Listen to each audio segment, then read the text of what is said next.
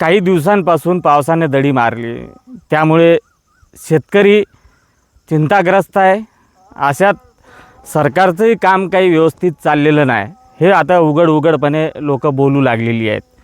खरं तर अशावेळी मला आठवते तत्कालीन मुख्यमंत्री आणि जिल्ह्याचे सुपुत्र वसंतराव नाईक, एक राज्यकर्ता कसा असावा, एक मित्र कसा असावा आणि एक शाळे जीवनातील विद्यार्थी कसा असावा याचा तंतोतंत उदाहरण म्हणजे हरित क्रांतीचे जनक वसंतराव नाईक।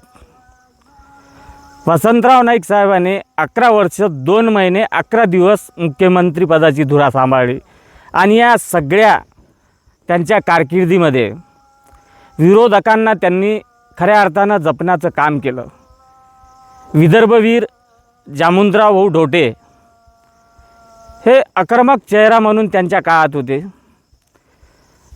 नाईकसाहेब मुख्यमंत्री असताना त्यांनी जो बैलबंडीचा काढलेला मोर्चा, त्या मोर्चाची आजी चर्चा होते। आतापर्यंत त्या मोर्चाचा रेकॉर्ड कोणी तोडलेला नाही, परंतु काही कारणास्तव भाऊ जामवंतरावांना तुरुंगात जावं लागलं आणि त्यावेळेस मुख्यमंत्री अर्थात वसंतराव नाईक साहेब होते।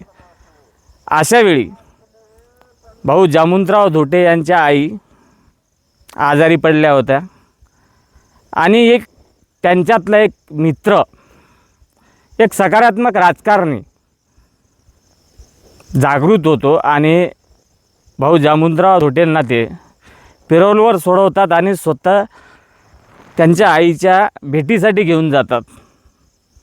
ह्या आजच्या राजकारण्यांना जमणार नाही, कारण की आता विरोधकच शिल्लक राहिलेले नाही, त्यामुळे हा विषय होणारच नाही आणि आपल्याला पाहायला पण नाही मिळणार।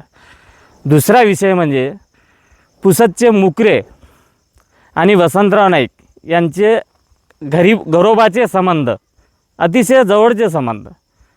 अशात माजी मुख्यमंत्री वसंतराव नाईक साहेब यांनी मुकरेचे जे चिरंजीव होते बाळासाहेब मुकरे यांना ते मानसपुत्र मानायचे आणि ज्यावेळेस वसंतराव नाईक साहेबांनी कुळ कायदा लागू केला त्यावेळेस मात्र कुठेतरी मुकरे हे नाईक साहेबांच्या या धाडसी निर्णयामुळे दुखावले आणि त्यांनी सगळे संबंध तोडस असल्याचं जाहीर केलं।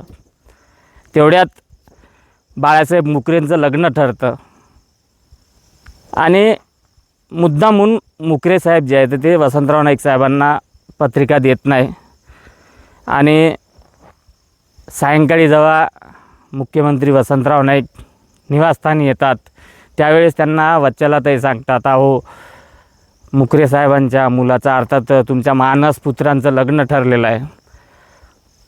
आता हा सगळा विषय वसंतराव नाईक साहेबांना माहीत असतो, तरी वच्छलाताईंचा समाधान करण्यासाठी ते मंत्रालयात फोन लावतात, पत्रिका आली का? तिथून उत्तर मिळतो नाही। मग वच्छलाताईंना विचारतं, पत्रिका आली का? नाही। मग पत्रिका नसताना माझ्यासारख्या मुख्यमंत्र्यांनी लग्नाला जाव असं तुला सांगायचं? वच्छलाताई बोलत नाही, शांत स्वभावाच्या वच्छलाताई। मात्र नाईक साहेब वच्छलाताई नाईक यांना न माहीत होता मुकरेच्या लग्नाला जातात, अर्थात बाळासाहेब मुकरेच्या लग्नाला जातात आणि गेटवर जे पाहुणे मंडळी येत असतात त्यांचं स्वागत करण्यासाठी ते तिथं स्वागत करत असतात आणि हीच माहिती बाळासाहेब मुकरेंचे वडील मुकरे यांना कळतात।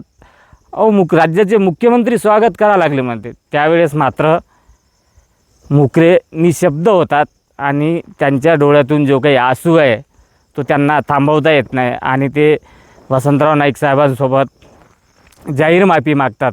नाईक साहेब, तुमच्यातला खरा मित्र मला कळलाच नाही आणि मी तुम्हाला मुद्दामून पत्रिका दिली नाही।